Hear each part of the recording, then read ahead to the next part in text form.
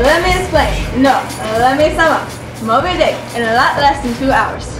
Call him Ishmael. He decides to go whaling when he grows grim about the mouth. The name Ishmael is important because Ishmael is not a legitimate harpooner. Just like the Ishmael from the Bible is not a legitimate son. Ishmael also means God hears. Could this be foreshadowing? Ishmael goes to an inn and meets Queequeg, a savage cannibal. Yummy. Queequeg is covered in tattoos, has an axe that functions as a pipe, and a small idol named Yojo. Before boarding a boat to Nantucket, Ishmael and Queequeg go to church and learn of Jonah and the whale. Later, Queequeg saves a man who went overboard during their voyage to Nantucket. In Nantucket, Ishmael meets Bildad and Peleg and decides to go whaling on the ship, the Pequod. Peleg is an older retired seaman, Bildad is a retired seaman, and a well-educated Quaker. Back at the inn, Queequeg performs a Ramadan where he squats all day with Yojo on top of his head. Ishmael thinks it's really silly, but hey, who's to judge? Skeptical of the savage sailor, Peleg and Bildad question Queequeg's beliefs. Ishmael impresses them with his religious knowledge. After evangelizing Queequeg, Bildad agrees to let them board the ship. This shows Melville's belief that evangelism is an unwanted necessity, blatantly reveals his emphasis on the outward mask of Christianity versus a genuine, passionate heart. This also shows universalism, which is a system of religious beliefs maintaining that all men are predestined for salvation. Before the voyage starts, however, Elijah, a ragged old man, gives them a cryptic prophecy and warns them not to get on the Pequod. No one takes him seriously about his prophecy. Elijah prophesies, but is not heeded or even liked, just as the prophet Elijah in the Bible is not. Bildad and Peleg get off the Pequod and the Pequod set sail. For the next 2 chapters, Ishmael talks about how good whaling is. This type of rambling is common for Herman Melville, the author. Finally, however, he gets back to the story. Is this gonna last forever? Starbuck is the first mate of the ship and is a native of Nantucket and a Quaker. His flesh is as hard as a twice-baked biscuit. The Starbuck coffee shop is actually named after this whale man. The Starbuck family was a real family in Nantucket, which intermarried with the Folger family. Stubb, the second mate, is a native of Cape Cod, has a good sense of humor, and is easygoing, careless, and always has his pipe. Can you say lung cancer? Flask, the third mate, is a native of Tisbury and a short, stout young fellow who hates whales. Eeny, meeny, miny, mo. Pequod, pick your midget. Tashtigo, our harpooner, is an unmixed Indian from Gayhead, and is long, lean, with high cheekbones, and is Stubb's squire. Double rainbow all the way across the sky. What does it mean? Dagu, another harpooner, is a black Negro with 2 golden loop earrings, and he is Flask's squire. Ahab is the megalomaniac captain of the Pequod. He really hates Moby Dick because Moby Dick bit off his leg. Ahab nails a doubloon to the mast and says whoever sees Moby Dick first will receive it as a reward. Ahab is a controlling, determined, and manipulative character, just as the Ahab king of Israel was a powerful and wicked king. Hitler must have read this book before he burned all of them. Haha. One night while Ahab is pacing the ship, his peg leg makes a lot of noise. Stubb tells him to be quiet and Ahab calls him a dog. I'm so peeved right now. Stubb has a dream. In it, Ahab is a pyramid and Stubb is kicking the pyramid. What could this mean? What could this mean? What could this mean about my hairbrush? The next day, Ahab goes on a long rant about how he wants revenge against Moby Dick. Then nothing happens for a really long time and everyone gets really bored. So the crew sings to keep up their spirits. I'm singing, I'm on a boat and I'm singing. While they're searching for Moby Dick, Ahab and Ishmael ruminate on the white whale. Ahab thinks Moby Dick is the embodiment of evil. Ishmael just thinks the whiteness of the whale is appalling. The unattainable nature of Moby Dick is a direct parallel with Melville's belief that a personal relationship with God cannot be reached. During the night, crew members hear noises coming from the bottom of the boat. Very suspicious.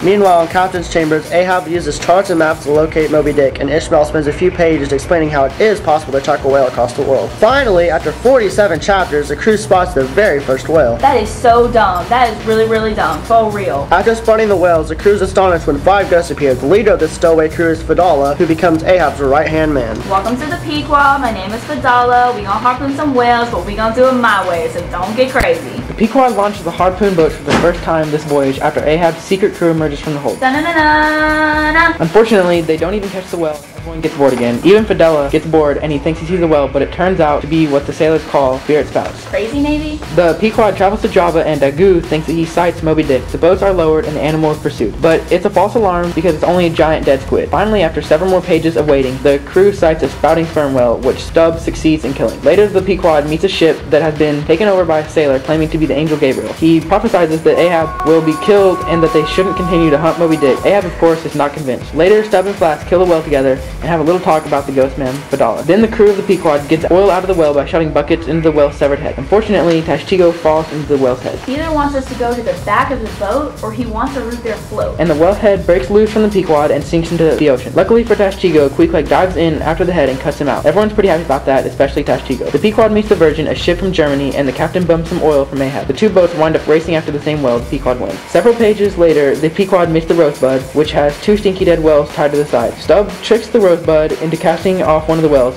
Then Stubb digs a valuable substance called ambergris out of the whale's rotting intestines. In the next chapter, Pip the captain boy gets to go on a harpoon boat for the first time, but when a whale bumps the bottom of the boat, he freaks out and jumps into the ocean. The boats leave him and Pip floats in the ocean alone.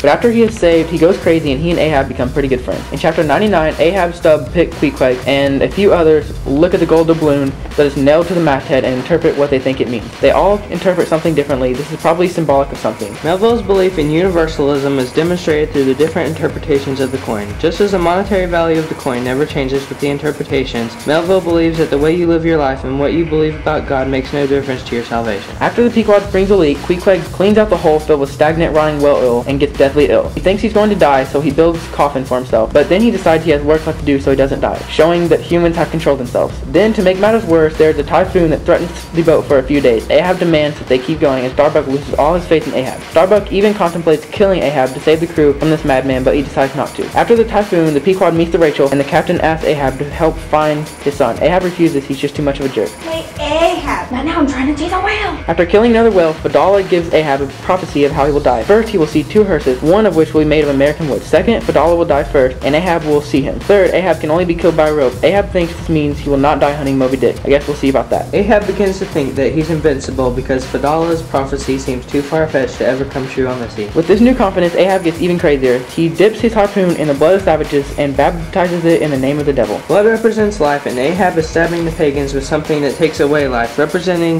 that he has power over life. He says a bunch of stuff in Latin, which translates to, not in the name of the Father, but of the devil. While Ahab is watching for Moby Dick, a Seahawk steals his hat, which symbolizes his loss of control and the loss of his hat. Finally, after only 133 chapters, Ahab spots Moby Dick and gets his own gold doubloon. All the boats chase the beast. After a long chase, Moby Dick fights Ahab's boat in half, casting its crew into the water. The whale threatens the men, but the Pequod, with Starbuck at the helm, drives it away, and the men are rescued by other boats. The next day, they spot Moby Dick again, and Ahab lowers 3 boats. Moby Dick destroys the boats carrying Flask and Stubb by dashing them against the other. Moby Dick capsizes Ahab's boat, and his whalebone leg is snapped off. Fedallah drowns because he is dragged down by Ahab's own line, fulfilling one element of Fedallah's prophecy that Fedallah would die first. On day 3 of the chase, the boats sight Moby Dick again and go after him. Ahab sees Fedallah tied to Moby Dick's side to fulfill another part of the prophecy. This illustrates man versus God because he's going to fight all the way to the death. Ahab acknowledges God's superiority but refuses to submit to him, revealing Melville's true heart. After harpooning the whale, Ahab is caught around the neck by a flying line and dragged under the water, which fulfills the final element of Fedallah's prophecy that he is killed by rope. Then Moby Dick smashes into the Pequod, making it sink. The vortex from the sinking Pequod pulls the remaining harpoon boats and crew down with it. Melville says that the boat is like humanity and Moby Dick is like God, and God is going to destroy the people on the boat whether they want to be or not. Ishmael is the only survivor of the Pequod. Queequeg's coffin bobs up and becomes Ishmael's life buoy. A day after the wreck, the Rachel saves Ishmael as she continues to search for her own lost crew. They were looking for a son and found an orphan. When Ishmael says, "Call me Ishmael" at the beginning of the book, this could very well be foreshadowing the coming events. You got 10 there?